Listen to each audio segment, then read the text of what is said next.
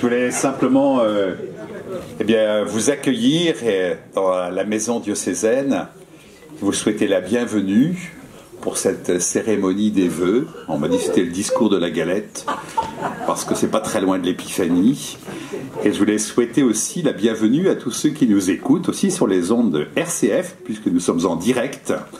Alors, vous qui nous écoutez sur RCF, vous êtes à la maison diocésaine, à la salle à manger, qui est bien pleine de personnes représentant à la fois tous les différents secteurs du diocèse, les différents services, tous nos états de vie également. Donc c'est un temps précieux. Nous aimons nous retrouver. On ne peut pas tous être là, mais avec joie, nous voulons commencer cette année en nous retrouvant et en souhaitant les vœux, c'est-à-dire se souhaiter une très bonne année.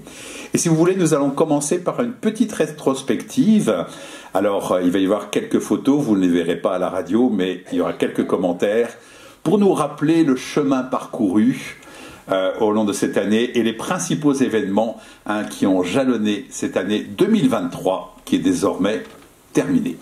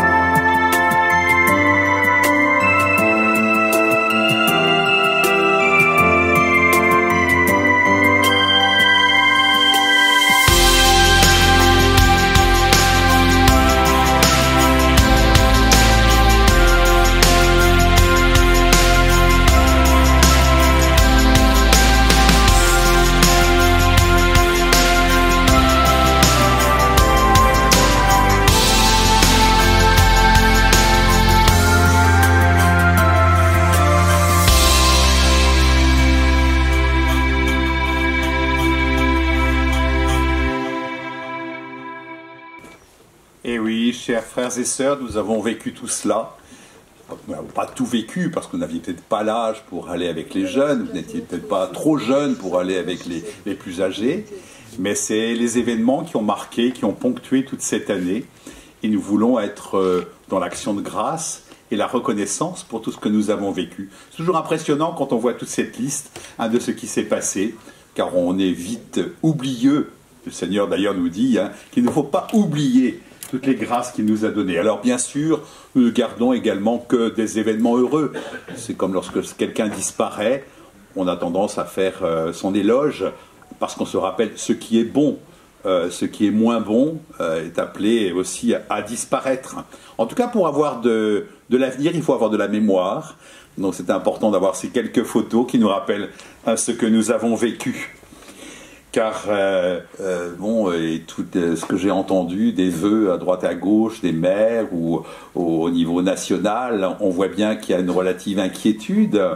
Et puis cette année qui s'ouvre devant nous comme une page blanche, c'est à nous de la construire. Alors, vous le savez, les choses peuvent se fissurer. Même la maison diocésaine, la maison était-elle construite sur le roc? Eh bien, j'allais dire pas complètement, il y a peut-être une petite partie qui n'est pas complètement sur le roc, car le sol semble instable, puisque même le voisinage se fissure, ce qui montre bien que c'est au niveau du sol que cela agit, donc je ne vais pas aller plus loin parce que le diagnostic n'est pas encore fait, mais c'est peut-être à l'image de notre monde, un sol glissant, des choses qui se fissurent, voire s'effondrent. Alors pour être aussi très concret, j'allais dire que même au niveau de nos moyens, nous avons eu l'année dernière beaucoup moins de legs que les années précédentes, c'est 80% en moins. Vous savez que les legs, ça se prépare des années précédemment, donc c'est pas une question, c'est pas immédiat. Ceci dit, si nous voulons préparer l'avenir, il faut aussi que nous y pensions. Alors ça a des conséquences importantes, parce que 150 000 € au lieu d'1 million, ça veut dire que les legs, c'est pour les travaux, et des travaux importants, de toiture et autres, ne peuvent pas être faits, ou vont nous obliger à nous endetter. Voilà, sachant que le prix de l'énergie va être multiplié par 2,5, ça c'est des perspectives qui ne sont pas très très simples à vivre. Alors, c'est au niveau un petit peu local, ça se fissure, on est un petit peu inquiet.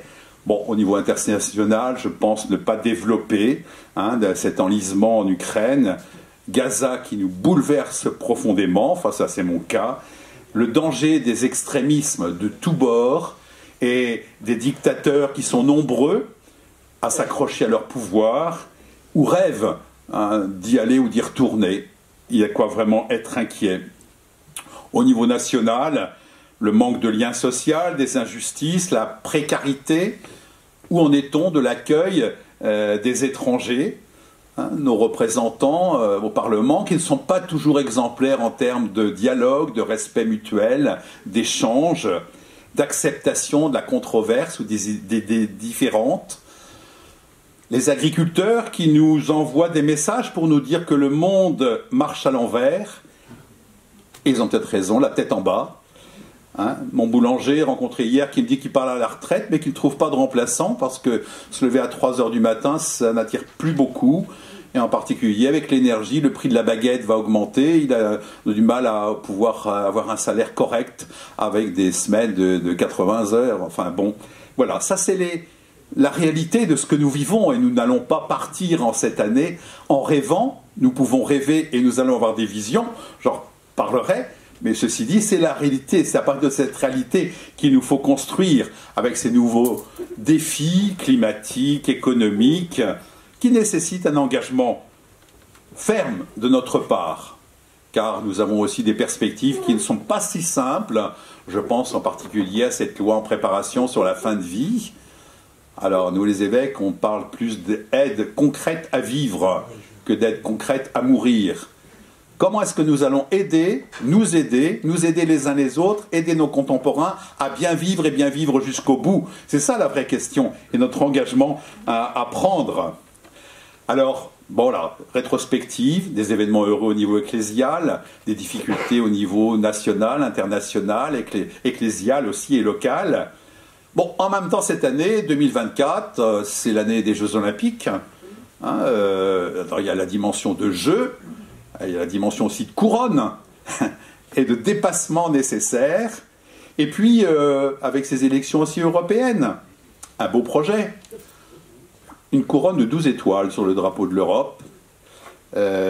Tout peut être remis en cause par des élections démocratiques. Mais des choix qui sont faits démocratiquement peuvent ne pas faciliter après la vie démocratique. Quelle vision avons-nous du monde? Comment, je demande, notre attachement en tant que chrétien va nous aider à prendre des engagements? Alors, la couronne, c'est un thème très biblique. On parle de couronne de gloire, on parle de couronne de vie, on parle de couronne de grâce. Et je reprends un slogan du Secours catholique qui nous dit « Allons-nous battre cette année des records de fraternité ?» Parce qu'il s'agit des Jeux Olympiques, il s'agit de se dépasser. Dépasser en quoi? En faisant le bien, en voyant des choses positives et en pensant que les choses sont à notre portée. Car rien n'est impossible à Dieu, je vous le rappelle. Aussi, oubliant le chemin parcouru, je suis tout tendu vers l'avant, nous dit saint Paul aux Philippiens, au chapitre 3, verset 13. Et puis aussi, ce que nous avions vu pour notre assemblée diocésaine, mets-toi en marche, dit l'ange à Philippe pour aller rejoindre l'eunuque de la reine Candace. hein, et mets-toi en marche. Eh bien, c'est ce que nous voulons faire. Nous l'avons fait déjà depuis 10 jours, et nous allons continuer avec cet encouragement mutuel que nous voulons nous donner, hein, en sachant que tout dépend de nous. Hein, c'est à Mère Teresa, Sainte Mère Teresa, un journaliste lui demandait un jour « Que faudrait-il changer dans l'Église ?» lui demande-t-il. Elle répond « Mais vous et moi, cher monsieur, changeons, convertissons-nous. » Et j'allais dire aussi, alors sans pouvoir développer, parce que ce n'est pas le lieu, je crois, accueillons aussi la bénédiction de Dieu. « Juditia supplicans », nous dit le pape. C'est-à-dire la confiance suppliante du peuple fidèle de Dieu dans la bénédiction qu'il reçoit de Dieu. Et ce texte, il va mériter beaucoup d'attention, beaucoup de partage, beaucoup d'études, j'allais dire, nous met aussi dans une perspective, je crois, heureuse, car le fond et la forme peuvent, être échangés. La confiance suppliante, la traduction du titre de cette lettre, c'est la confiance suppliante. Je supplie le Seigneur dans la confiance de m'accorder sa bénédiction pour que je sois capable d'assumer cette année avec ses joies, avec ses peines. Car je ne vais pas vous dresser un tableau de ce qui va se passer, mais je sais qu'il n'y aura pas que des bénédictions dans le sens du bien. Mais je sais que la bénédiction ne manquera pas lorsqu'il y aura des épreuves, ou lorsqu'il y aura la croix. Et que la croix ne manque pas, ceci dit, Jésus est là au cœur des événements de ce monde pour s'accorder sa grâce. Et je vais juste dire quelques mots sur les premiers mots de cette lettre. Juditia supplicans, la confiance suppliante du peuple fidèle de Dieu, reçoit le don de la bénédiction qui jaillit du cœur du Christ à travers son Église. Comme nous le rappelle avec insistance le pape François, la grande bénédiction de Dieu est Jésus-Christ, c'est le grand don de Dieu, son Fils. C'est une bénédiction pour toute l'humanité, c'est une bénédiction qui nous a tous sauvés. Il est la parole éternelle avec laquelle le Père nous a bénis, alors que nous étions encore pécheurs, nous dit saint Paul. Voilà, cette bénédiction qui ne manque pas, le Christ qui est là et qui est présent au milieu de nous. Il est venu pour écouter le discours de la galette, il est venu pour vous accueillir, il est venu pour vous rejoindre, là, vous qui nous écoutez sur RCF. Donc le texte sur la bénédiction, je crois qu'il y a tout un enseignement qui est très fort et qui nous invite vraiment à accueillir tous nos frères et que tous soient accueillis. Il est venu pour tous. Il est venu pour des bergers, il est venu pour des rois mages. Il est venu pour des gens conformes et des gens qui ne sont pas conformes à la règle. C'est là où on dit irrégulier. Donc c'est là où il y a toutes les nuances qu'il va falloir mettre, car il y a un langage juridique, il y a un langage pastoral. Ne rejetons pas trop vite cette lettre, je sais qu'elle est sujette à beaucoup de discussions, et qu'en même temps, il nous faut accueillir ce que le Seigneur veut nous dire à travers cela. Aussi, j'attends la bénédiction du Seigneur. Je sais qu'il m'a béni, j'ai fêté mes 8 ans d'ordination épiscopale hier. 8 ans, dites donc. J'ai basculé dans la deuxième moitié parce que je sais qu'il y a moins de 8 ans avant que j'ai atteint 75 ans. Et je sais que la bénédiction a été donnée alors même que j'étais pécheur, vous voyez. Et je suis sûr que le Seigneur bénit à la fois les pécheurs en les encourageant, en leur disant « Je te donne une mission, ma grâce t'accompagne ». Ceci dit, la bénédiction ne veut pas dire que j'étais conforme et parfait. L'importance, effectivement, d'accueillir cette bénédiction de Dieu. Je crois qu'il y a véritablement un grand enseignement qui nous est donné. C'est la bénédiction des personnes et non pas une caution à donner à certaines situations. Voilà. En tout cas, puisque vous êtes venus pour écouter les vœux, je voulais vous dire que je souhaitais, et je vous souhaite un esprit sportif. Avec du courage, de l'endurance, de la fraternité, du respect de l'autre. C'est tout ce qu'on voit dans les vertus du sport, pour les Jeux Olympiques. Et d'ailleurs, la flamme la flamme olympique va traverser la Charente pour nous réveiller. Le courage sportif. L'Esprit Saint également, car il nous faut nous exercer à combattre le bon combat. Nous voulons nous engager dans une conversation féconde dans l'Esprit Saint. C'est ce que nous avons vécu avec le conseil pastoral diocésain aujourd'hui. C'est ce que nous avions vécu lors de l'assemblée diocésaine. se rencontrer avec l'Esprit Saint, pour être vraiment à l'écoute les uns des autres et pour être ensemble, car bien sûr il y a cette notion synodale, hein, et une année qui doit donc être très bénie. Hein, nous l'entendions le 1er janvier, qui reste aussi une grande fête liturgique, puisque nous fêtons Marie, Mère de Dieu, et nous entendons cette bénédiction d'Aaron pour le premier jour de l'année. Hein, que le Seigneur te bénisse et te garde, qu'il fasse sur toi resplendir son visage, hein, et qu'il t'accorde la paix. Bénédiction et bénédiction de Dieu. Oui, nous pouvons souhaiter avoir cet esprit saint, et confiance suppliante.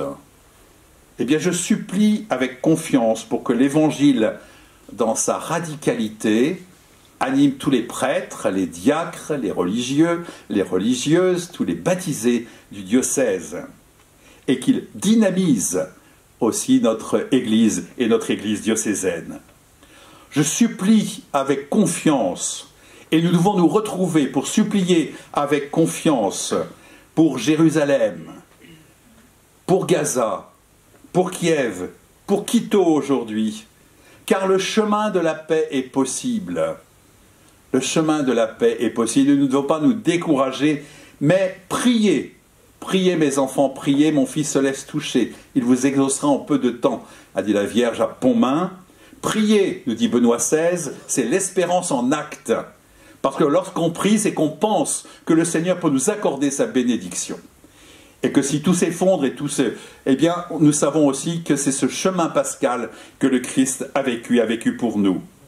Alors je souhaite, et je supplie avec confiance, que nous ayons une grande espérance, que tout soit traversé d'une immense espérance. Ce courage, le courage de vivre, avec espérance que nous puissions avoir cet esprit ecclésial et communautaire, avec un dynamisme toujours renouvelé pour notre Église diocésaine. Avec les orientations, et nous avons revu ça cet après-midi avec le Conseil pastoral diocésain, ont été mis en avant la nécessité de l'écoute pour un véritable dialogue, la co-responsabilité, se sentir ensemble, la démarche synodale, l'ouverture au monde, car nous ne sommes pas simplement là faits pour nous replier sur nous-mêmes, nous sommes là pour annoncer l'Évangile, notre responsabilité. Mets-toi en marche, va dire à l'eunuque et donne-lui la signification de ce qu'il est en train de lire et baptise-le au nom du Père, du Fils et du Saint-Esprit. Voilà ce que nous recevons également comme appel.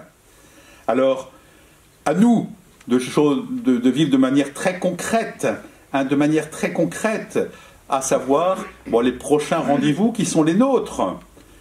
Formons-nous pour pouvoir fortifier l'être intérieur, comme dit saint Paul. Alors nous serons tous là le 20 janvier prochain pour la première rencontre du parcours qui nous est proposé, hein, sur justement en particulier tout ce qui concerne le bien commun, la dignité au travail, la justice sociale. Une journée proposée pour tous. Participons à ce qui est proposé. Ce n'est pas superflu, ce n'est pas accessoire, c'est fondamental pour la formation de l'être chrétien.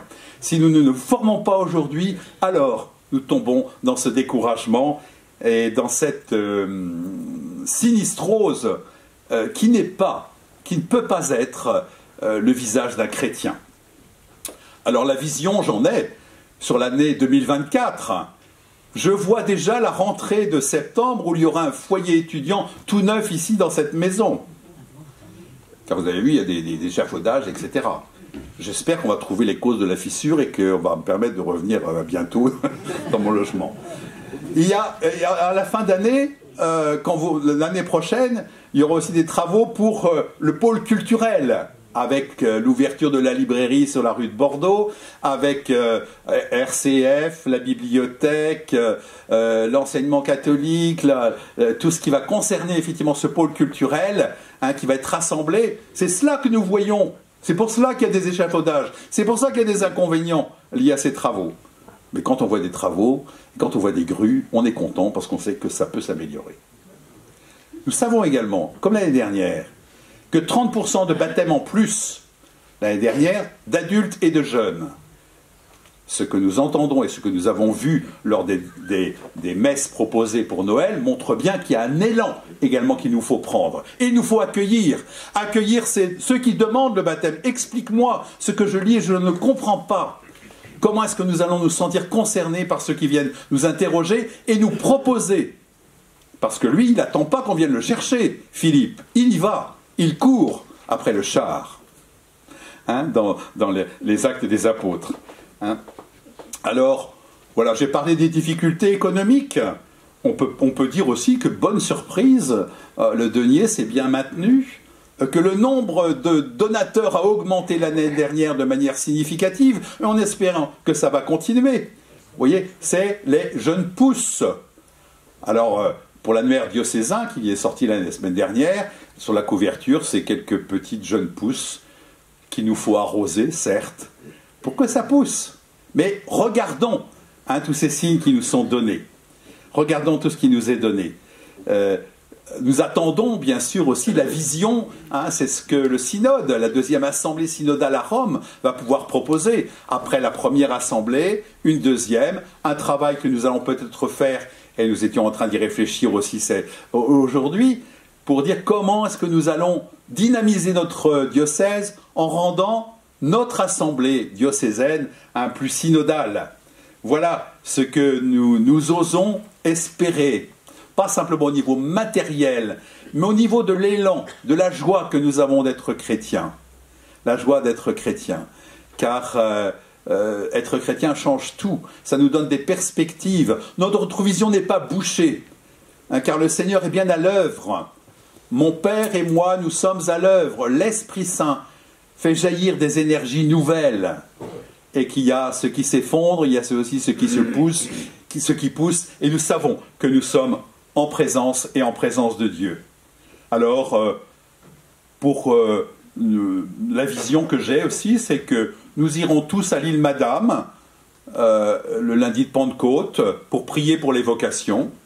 C'est une proposition provinciale. Les 5 diocèses iront ensemble à l'île Madame pour, dans une confiance suppliante, demander au Seigneur de nous envoyer les vocations dont nous avons besoin, et surtout que l'Esprit Saint éveille les cœurs pour qu'on entende l'appel qui vient du Seigneur, parce qu'il n'y a pas la crise de l'appel, mais il y a la crise, effectivement, de la réception et crise de l'engagement.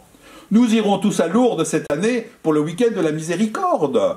C'est après Pâques, qu'avons-nous à faire de mieux que d'aller à Lourdes, dans une confiance suppliante, pour présenter à la Vierge Marie toutes nos intentions diocésaines, familiales, communautaires, toutes ces réalités. Nous irons peut-être à Rocamadour avec les jeunes, si nous avons l'âge, mais aussi il y a un pèlerinage des parents qui va suivre. Nous irons à Rocamadour pour, dans une confiance suppliante, demander à Notre-Dame de Rocamadour, cette fois-ci, d'appeler de nombreux jeunes et qu'ils se convertissent en écoutant la parole de Dieu. Et je vous annonce aussi que nous irons tous à Rome. Ce sera en février 2025 pour l'année sainte. Voilà, donc je vous propose des voyages. Je vous propose des voyages cette année. Je vous propose des voyages, je vous propose aussi, c'est à la dimension de pèlerinage. Mets-toi en marche. Tu t'occupes pas de ton sac, etc. Ça n'a pas d'importance. Dans le désert, ils n'ont amené que... Voilà, ils n'ont pas eu le temps de faire lever le pain, etc. Ils sont partis avec ce qu'ils avaient. Et nous-mêmes, nous sommes bien démunis, n'est-ce pas, au départ de cette année, si nous comptons sur nos propres forces, mais comme Dieu est là, voilà, tout va bien. Non, tout ne va pas bien, parce qu'il vient aussi souffrir avec nous de ce qui nous fait souffrir. Je sais où il est aujourd'hui. Il est sous les bombes de Gaza, de Kiev, il est près de ceux qui meurent de faim et de soif, il est près de celui qui aujourd'hui vient de perdre son travail ici en France, ou qui est dans la rue, etc. Notre Dieu est là, et il compte sur nous. Nous sommes tous des pèlerins sur cette route, pèlerins de l'invisible, pèlerins de l'impossible. Nous marchons, mais nous ne tournons pas en rond, nous savons où nous allons. Nous allons de l'Égypte à la terre promise. La terre promise, c'est ce que nous célébrons lorsque nous célébrons l'Eucharistie, le royaume de Dieu qui est parmi nous. Voilà, alors avec tout cela, avec ces souhaits, avec ces désirs, avec cette confiance suppliante, je vous souhaite à tous une très très bonne année, une bonne et sainte année, Que le Seigneur vous donne la force de vivre tout ce que vous avez à vivre et tout ce que nous avons à vivre ensemble, parce qu'ensemble, on est plus fort et on va plus loin. Alors merci Seigneur pour ta présence et bonne année à tous.